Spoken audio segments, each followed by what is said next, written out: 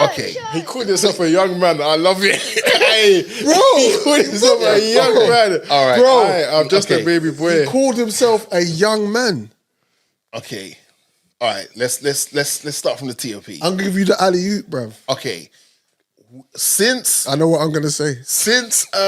And we've got a wrap up edition coming for the end of this year, right? And one of the things we highlight, because we didn't speak about everything that happened throughout the year, but we spoke about the main stories that we definitely cared about, whatever caught our interest. One of the things was the whole Puff Daddy situation, and you know, we said verbatim on this pod,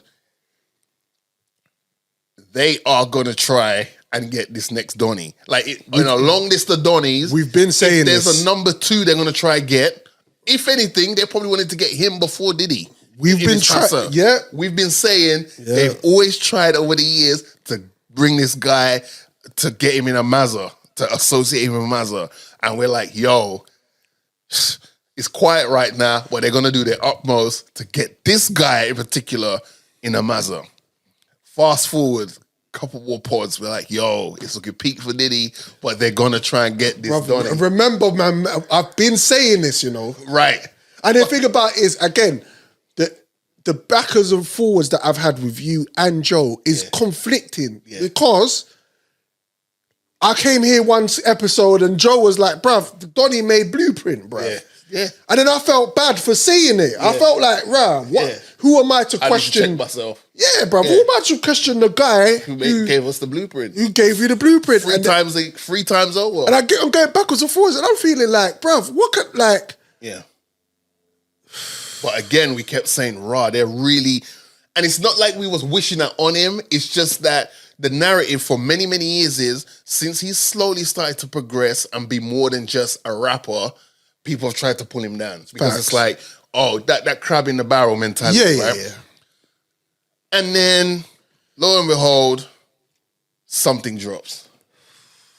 And a lot of things have rocked the internet, but I want to say this one is definitely one of those where you felt like, I had someone in the office say to me, Dre, I just want to let you know, something's happened with your boy. And at first I was like, what? Who? Yo, I'm looking in the chat with the family, like my brother's okay. And I was like, no, my family's good, bro. And he goes, bro, your guy, the guy. And when he said the guy, I was like, oh man, what? That's nasty. I was like, shit. Yeah. Those at work, whenever there's music conversation come up, they always go, boom, boom, boom. Right. All right, question. Go ahead. Do you think he's head honcho? Of what? Of this whole thing. Of what thing? Come on, bro. Let's not speak in parables. It's raw. Do you think he's head honcho of the elites in the music industry? Not even close. No. Do you think he's head honcho in the elites of black music industry? No, because they're the same two people. The ones that are your previous question and this question, it's the same people. No. Do you think he's smarter than Diddy? Yes. Do you think, and we're going to get into it. Yeah. And we have to be... Come on, brother. Because don't forget, don't forget this is YouTube, right? Yeah, so I have to... Yeah, we can't use that word that he's been accused of. So he's been accused of sexually assaulting a 13-year-old girl. Yes. Apparently it was after the VMAs in 2000. Yeah. And she said that she was at the after party and Diddy... No. Am I jumping? You're jumping. She said, let's put it in local terms. Cause I feel like we might say certain things and it might go over people's head because it's like, right, so let's relate to in the UK. She said this Jane Doe, because John is for men, right? So this Jane Doe, female, whose identity is still unknown, she said she wanted to go to the Mobile Awards at the O2. Right. And her friend dropped her off to go to the Mobile Awards Drove- without no ticket. Drove 5 hours. No, you're jumping again. That's a pops. We'll get there. Don't worry. No, her friend drove 5 hours from where she lived to the VMAs and dropped her off. I thought it was the pops. Okay, all right, I stand corrected. The pops My picked her. apologies. The pops is who picked Allegedly. her. Allegedly. Right. So she gets dropped off at the O2, and this Jane Doe, her hopes is she's getting into the Mobile Awards without no ticket. At 13. At 13. Now, she's in the part of the O2 where, because there's a back bit, I don't want to blow up the O2, but there's a part where, because I used to be in that circle where I used to find out there's other ways to get into certain places Right. to beat the crowd that's at the front. Yeah, you and Westwood. Yes. Yeah. And she's basically saying she was where the limos are pulling up for the That's stars. right. Yeah, yeah. And she was asking people, first of all, this sounds mad scary. Like, what, were you waiting people to wind down the window? Excuse me. But she's like asking people to get her in. People are just ignoring her, probably telling her to move or whatever. We wasn't there, so we don't know. But then one particular limo stops, hears her story and goes, you know what, I can get you in. Gives her a ticket because he says, according to her, you're the type my boss likes. Yeah. And apparently she's saying that the limo driver was the driver for Puff. Right. Allegedly to her, she's then saying he got her in. He was true to his word. He got her into the Mobile Awards. But he also said to her at the same time, I got you this ticket, but you need to meet up with me after because there's going to be a Mobile after party. Yep. So she then enjoys the Mobile Awards and then she meets up with his driver and he takes her, Puff, Jay-Z, and allegedly Miss Jenny from the block to this party. Right.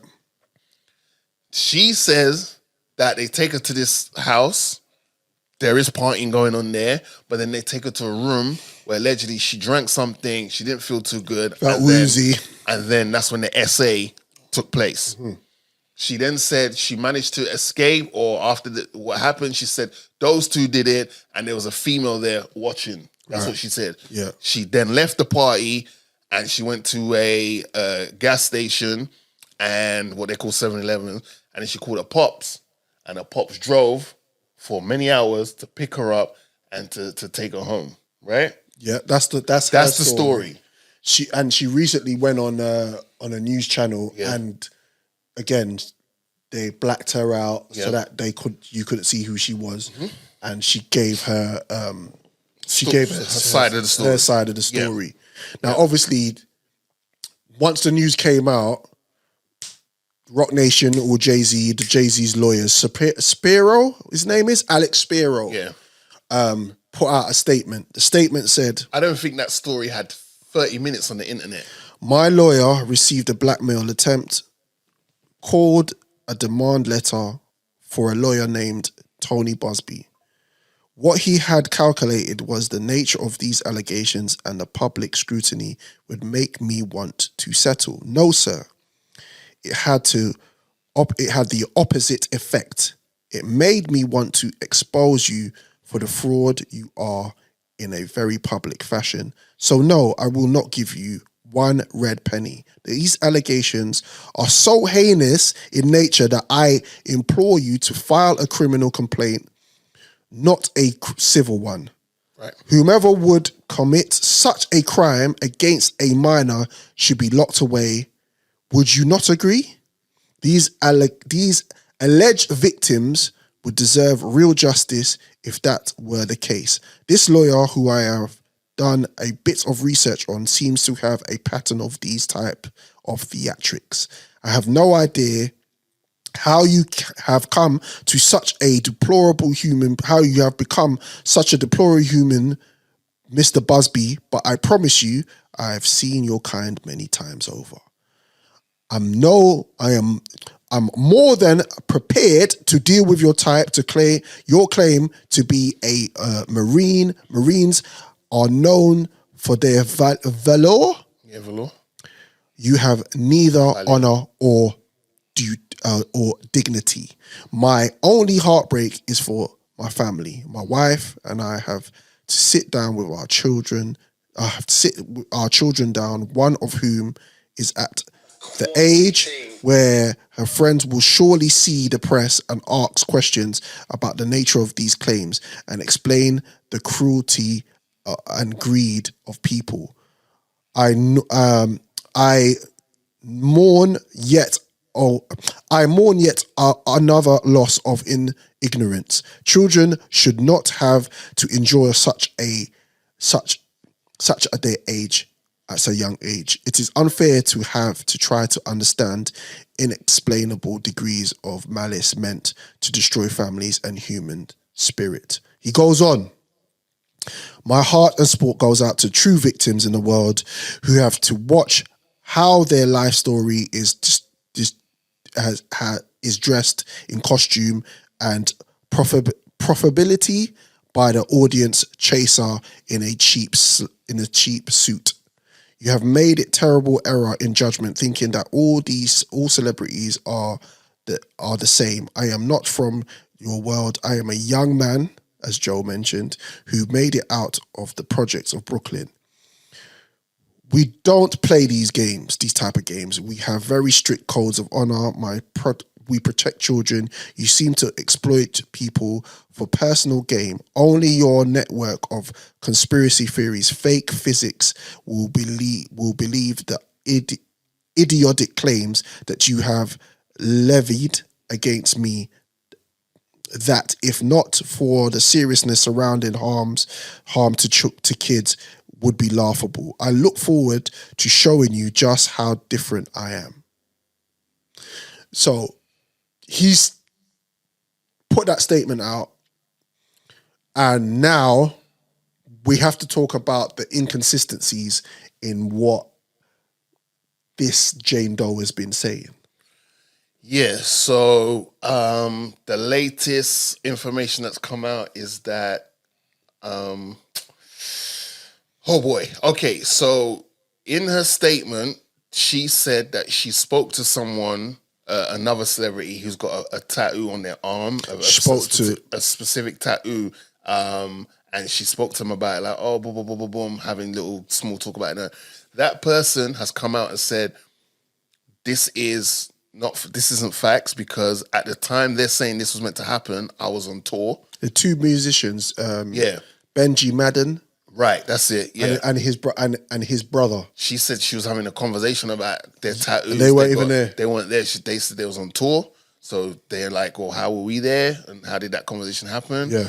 The other thing is that there's now pictures coming out that show Jay-Z was at an after party, and it was an after party that Puff was at, and J-Lo was there because they was dating at the time. Yep. But that was an after party that was that happened after the VMAs. And so it's like, well, yeah, they were at an after party together. They're in the same building together, at this after party that was put on by MTV. So they're like, well, you're saying you went to an after party, but it's that. Like, what other after party happened? Now, don't get me wrong, there are after parties. After the party is the hotel lobby. Like, the other guy did say that in one of his biggest songs. After the after party is the hotel lobby. Right. But based on what she's saying, that they left the VMAs and went to this party at this house, there's a load of people there. It seems from what the pictures are coming out that it was an official after party that took place in probably another venue by MTV. Right. So there already people are like, well, which one is it, ma'am? Like, which one is it? Because your story's starting to look a bit shaky. Then the whole thing with the father, and the father's like, I don't recall ever having to pick up my daughter in the middle of the night and having her tell me this, that, and the third. And like, I don't. He said he remembers. He doesn't remember picking up his daughter at that particular time. Yeah. And also, she said that she went to a gas station, 7-Eleven, and waited for her dad to come. Yeah. She waited 4 hours, 5 hours. Like that. Yeah. At 13 years old, at a gas station. Yeah. So the thing is, you have to be careful when you're dealing with certain stories, especially when it's SA related stories, right? Because you don't want to say someone isn't telling the truth, because at the end of the day, there's a lot of trauma that goes into that. And there is the age-old thing of like, well, why didn't they just say when it happened then? And it's like, it don't work like that. Like that's, unless you've had that happen to you, that type of thing can mess with your whole situation, bro. You start questioning yourself, you're questioning your value of life. A lot of times we hear stories where people commit the S word to themselves because they can't deal with what's happened to them. Yep. So I'm taking all of that into context when we deal with these type of things. But on the flip side of these things as well, it's like if you have a story that is truthful, in my eyes, there should be no inconsistencies about it. And when the accuser is saying, I understand there's some inconsistencies in my story, then I'm like, well, what do you expect me to believe? What do you want me to believe? But for me, this comes down to the lawyer. This comes down to Tony Buzbee, because why have you not vetted this woman properly? You've apparently she's got autism, and if that was her voice that they used when she gave the statement, she just didn't sound cohesive enough. She didn't sound balanced. Right. So you've put her on. You've made her Jane Doe. Yeah. She's gone on a TV news channel to give her story. She's got mad inconsistencies, and you didn't vet that properly. And the other plot twist in that is apparently the case. This wasn't originally his case. The case came from another lawyer who passed it on to him allegedly. And originally, Jay-Z's name wasn't even in that statement. Right, but then you as her lawyer right now, I don't care about the lawyer before. If you're willing to take on a case for anyone, you have to vet the person that handed you that case. It's like being in the police. We've seen it in movies and shows all the time where someone goes up to you and goes, hey, Mr. Heights, here, we got this case for you. Joe was dealing with it, but we're passing it on to you now. And you're like, cool, I'll deal with it. But even then, they'll be like, well, hang on a minute, let me see what we've got working here and what has Joe done so far. And we got, has he checked this? Has he checked that? He's done this. All right, cool, I'll take on the case. Like, we're living in a time now, and it goes back to the Cat Williams side of things, where I think people are throwing anything they can at the wall. See if it sticks. To see if it sticks.